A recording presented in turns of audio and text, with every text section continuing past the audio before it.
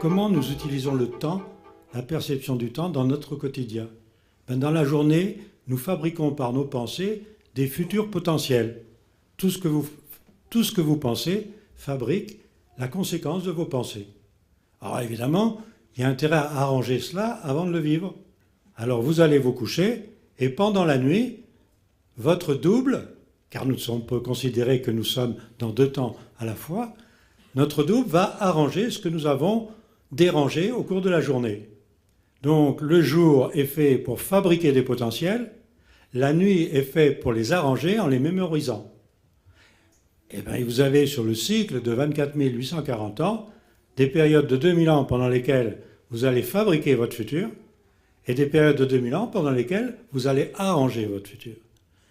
Et c'est là où il y a quelque chose de très intéressant à voir, c'est que pour arranger le futur, c'est la nuit, et pour fabriquer le futur, c'est le jour.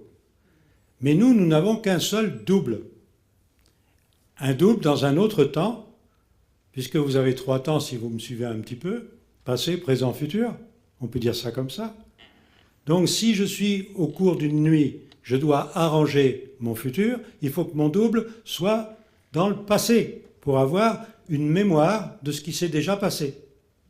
Et puis si je suis pendant le jour à fabriquer des futurs, là c'est l'inconnu, mon double est dans le futur en train de me fabriquer des potentiels. Ça signifie que les incarnations au cours des jours et des nuits de 2000 ans ne sont pas du tout les mêmes. Par exemple, à l'époque du Bélier, qui était le jour précédent le Poisson, il y a 2000 ans, tous ceux qui naissaient sur Terre avaient leur double dans le futur pour fabriquer du futur. Et maintenant, nous avons vécu la nuit du Poisson. Dans cette nuit, nous avons le double dans le passé pour arranger les futurs qui ont été bâtis avant. Ces futurs, ce sont des potentiels. Nous les vivons maintenant en les arrangeant. Et alors, vous allez dire, mais comment les doubles passent du futur au passé ou du passé au futur? Eh bien, il faut que tous les 2000 ans, il y ait une incarnation spéciale qui vient sur Terre pour faire passer nos doubles d'un côté et de l'autre. Le vieux mot grec qui était utilisé pour cela, c'était anatar, qui en sanskrit est devenu avatar. Il y en avait donc 12, puisqu'il y a 6 jours et 6 nuits. Le dernier en date, il y a 2000 ans, il s'appelait Jésus. C'est le 12e avatar, ça n'a rien d'un dieu, c'est juste un avatar, comme les 11 autres. Seulement, arrivant le dernier, il fait la synthèse des 12. Ce qui fait qu'à la fin du cycle de dédoublement, la meilleure mémoire que nous puissions avoir est en lui. C'est aussi la raison pour laquelle aider d'autres créatures, la dernière, la plus importante étant Mahomet, qui vient 630 ans après, suivant un cycle connu des Mayas, vient pour nous dire, c'est pas moi qui vais revenir à la fin, mais c'est celui qui fait la synthèse et qui s'appelle Issa de Myriam. Alors vous voyez que si je parle comme ça à l'Académie des sciences, c'est pas sûr qu'ils me suivent. Hein. Pourtant, ils sont immortels. Nous avons des immortels. Et vous savez, en France, on est curieux, on a des immortels, mais d'un autre côté, nous sommes le seul pays à considérer que la décorporation, vous savez, sortir de son corps, c'est reconnu scientifiquement aux États-Unis depuis déjà 60 ans. C'est utilisé par les militaires français et étrangers depuis plus de 60 ans. Pour la recherche civile française, en mars 2010, dans la revue La Recherche, il y avait un titre qu'on avait réussi, en touchant le cerveau, à avoir une illusion de sortie de corps. Une illusion de sortie de corps. Alors moi, j'ai dit à tout le monde, venez mourir en France. Parce que la mort est une décorporation. Donc en France, c'est une illusion, la mort. Nous sommes immortels. Vous voyez qu'on en arrive à des choses assez ahurissantes. Ce genre de discours, qui est un discours qui, à mon avis, met des mensonges dans le placard, ne plaît pas aux scientifiques dont leur découverte intéressante ne va pas au bout des choses. On ne veut pas admettre qu'autrefois, on connaissait cette loi du dédoublement des temps. Ce dédoublement des temps, il commence à être connu par des applications. Je vous ai cité 2 prix Nobel, il y en a d'autres. Il y a le boson de Higgs, c'est quand même quelque chose aussi. Regardez au niveau scientifique. On vient de donner le prix Nobel à quelqu'un qui a découvert le chat de Schrödinger. C'est-à-dire, il a découvert qu'il il y avait deux états potentiels possibles en même temps pour une particule. Il a pris un photon, il a eu deux photons, et il les a montrés dans deux états différents en même temps. C'est connu depuis longtemps, l'histoire du chat de Schrödinger. On lui a donné le prix Nobel. Peter Higgs est toujours vivant. Dans les années 50, il a eu l'intuition qu'il avait besoin d'avoir ce fameux boson, qu'on appelle donc le boson de Higgs. On vient de découvrir ce boson. Vous ne croyez pas qu'on aurait pu donner le prix Nobel à Higgs de son vivant? Mais oui, mais c'est que ça pose un grave problème. C'est qu'il y a un créateur. Ah, ben alors s'il y a un créateur, on ne va quand même pas donner le prix Nobel au créateur.